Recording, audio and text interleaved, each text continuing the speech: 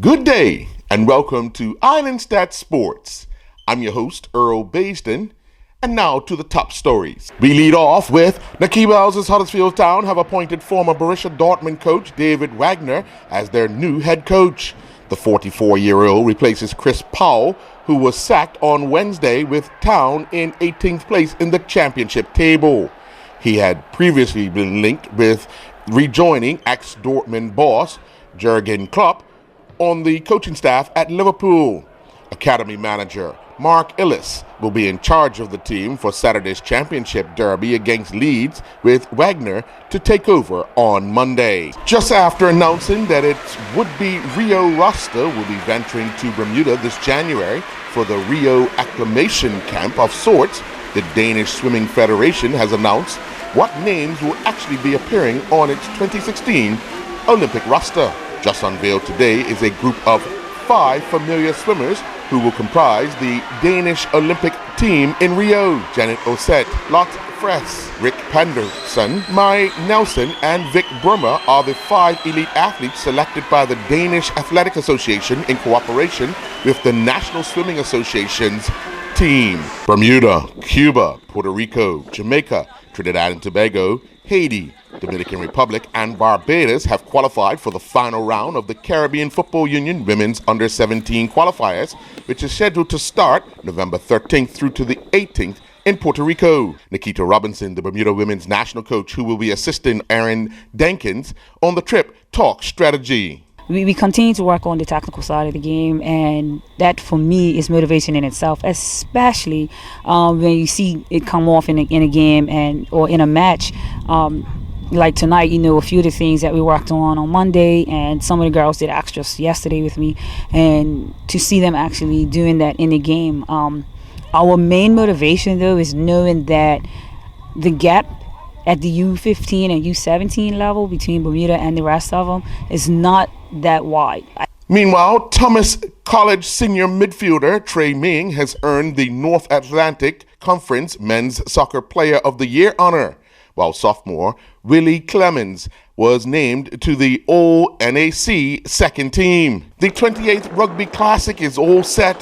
The final preparation touches are being put on the National Sports Center field. President of the World Rugby Classic, John Kane, said what his most memorable moment in all the years has been thus far. I think the biggest highlight to me was probably down at the Old National Sports Club when the New Zealand team came here first and they went out onto the field and did the haka. I thought to myself, if anybody ever thought you'd see New Zealand team doing the haka in Bermuda, they deserve to be taken up the road and put away.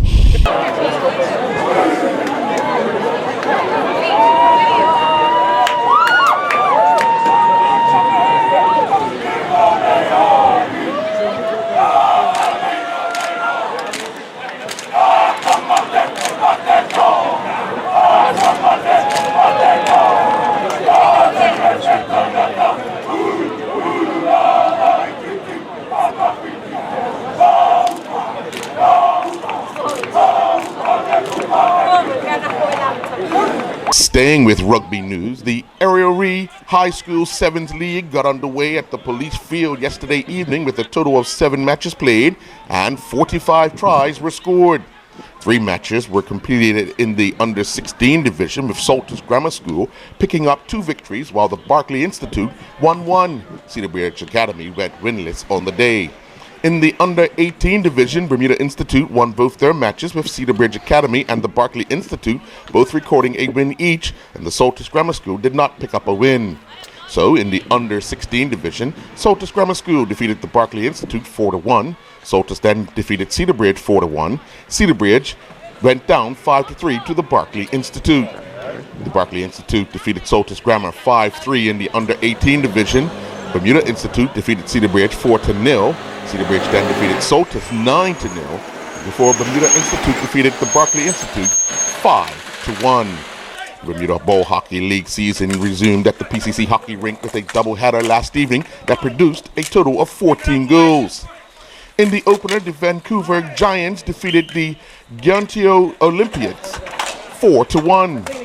The Giants jumped out to a 3-0 lead at the end of the first period with 2 goals from Christopher Jackson and a single strike from Glenn Mador. The second period drew a blank, but not for a lack of trying. Both teams had shots come off the post or the goalkeepers making saves in the period.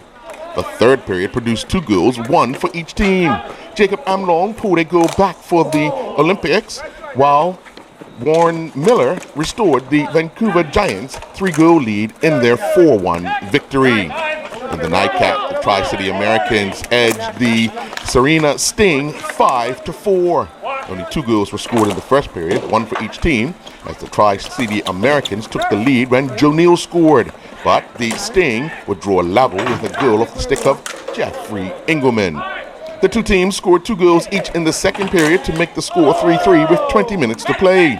The Sting went ahead 2-1 with a goal from Andrew Levy. But 2 quick goals off the stick of Jeffrey Looper saw the Tri-City Americans back in front 3-2. But minutes before the end of the period, Corey Collette would score to draw the Sting level. The Tri-City Americans would take a 4-3 lead late in the third period with a goal from Chris Coleman after 17 minutes and 25 seconds. But at the 18-minute, 35-second mark, Collette would draw the Sting level.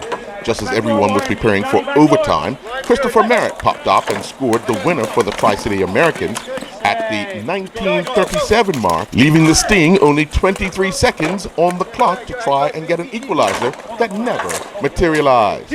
Another doubleheader took place inside the Cedar Bridge Academy Gymnasium last evening, as the latest round of the Cell 1 Basketball League produced a total of 210 points. The first game of the night saw the Skyforce get back to winning ways and moving to 2-4 on the season by defeating the winless Hoop Stars, who are now 0-6 on the season, 48-35.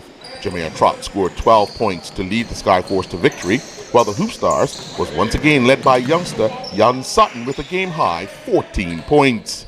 In the second game of the night, it saw the Thundercats hold off the Court Kings 66-61 and move to a record of 4-2 on the season, while the Court Kings are now 3-3 on the season. Mikhail Glasgow scored 14 points to lead the Thundercats to victory, while the Court Kings got a game-high 17 points from Jericho Tucker. In second spring senior bowling league action at the Warwick Lanes last evening, it saw the Drifters go down 3-1 to go and get it. The Islanders went down 3-1 to the newcomers, and the last minutes defeated the Blue Angels 3-1. Well, thank you for joining. I'm Earl Baisden with Islandstats Sports. Do enjoy the rest of your day.